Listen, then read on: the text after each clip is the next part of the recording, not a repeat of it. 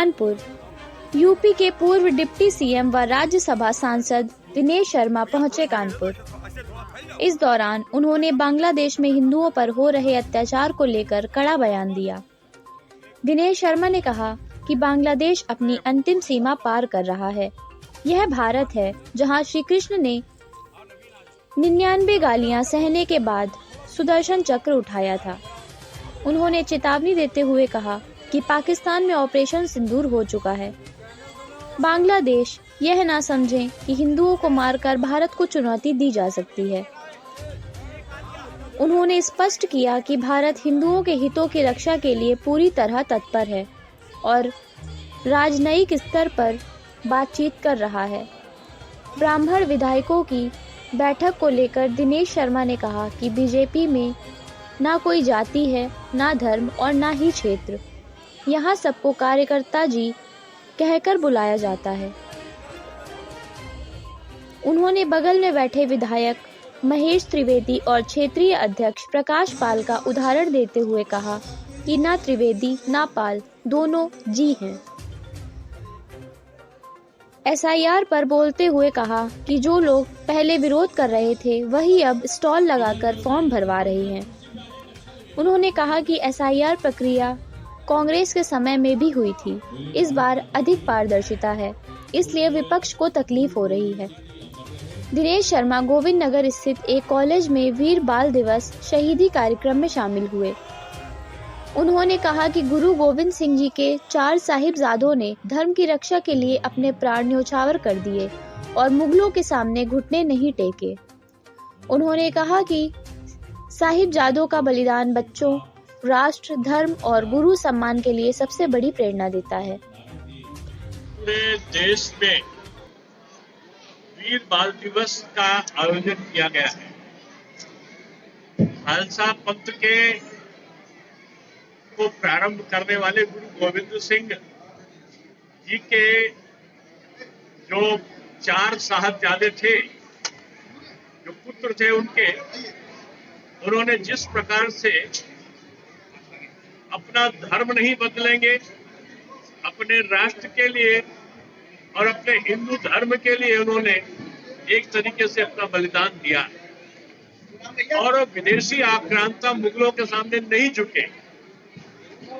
इन 4 बालकों की, साहबजादों की का बलिदान, ये मैं समझता हूं दुनिया का सबसे बड़ा बच्चों के लिए एक संदेश है कि हम अपने राष्ट्र के लिए, अपने धर्म के लिए, अपने गुरु के सम्मान के लिए, अपनी भारत माता के लिए अपने प्राण न्यौछावर कर सकते हैं।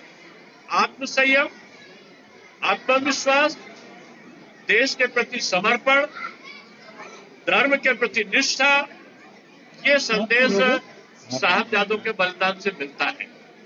और मैं समझता हूं कि प्रधानमंत्री नरेंद्र मोदी जी ने इस दिवस को पूरे भारतवर्ष में साहबजादा का जो शहीद दिवस था उसको वीर बाल दिवस के रूप में मनाने का जो निश्चय किया है, अभूतपूर्व है। उत्तर प्रदेश के मुख्यमंत्री माननीय योगी जी ने इसको, जब हम लोग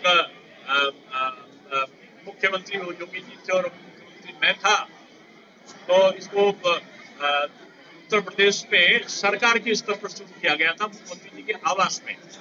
उसके पहले जब मैं मेयर था लखनऊ का, तो मैंने इसको अहियागंज गुरुद्वारे से और नाके गुरुद्वारे से इस कार्यक्रम को करके मैंने इसको शुरू किया था वीर बाल दिवस को। और आज मुझे खुशी है कि इस कार्यक्रम को शुरू किया था और आज वीर बाल दिवस पूरे देश में नामकरण करके मनाया जा रहा है। ये बहुत बड़ी बात है। प्रधानमंत्री जी और मुख्यमंत्री जी साधुवाद के पात्र हैं।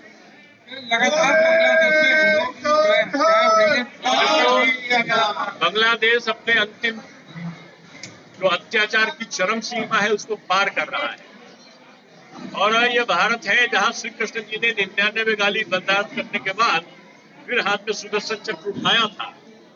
और यहाँ तो बांग्लादेश को जानना चाहिए कि यहाँ तो ऑपरेशन सिंदूर हो चुका है पाकिस्तान के साथ में। बांग्लादेश ये न समझे कि वो वहां के अल्पसंख्यक हिंदुओं का वध करके वो भारत को चुनौती दे सकता है। भारत अपने जो वहाँ के अल्पसंख्यक हैं उनके हित रक्षण के लिए पूरी तरह तत्पर है और ये मानकर चलिए कि इसको नजरअंदाज नहीं किया जा रहा है। अभी जो भारत जो राजनयिक स्तर पर जो भी तैयारी कर सकता है वो कर रहा है। कहीं कहीं एक उत्तर प्रदेश की बात करें जो विधायक जो ब्राह्मण है उनका और ये क्यों आप बात करते हैं? बीजेपी में कोई जात नहीं है, कोई धर्म की बात नहीं, कोई क्षेत्र की बात नहीं है। यहाँ कार्यकर्ता जी करके बुलाया जाता है। ये पाल जी है तो ये महेश जी है, ये न त्रिवेदी है न ये पाल है, ये प्रकाश जी है और ये महेश जी है।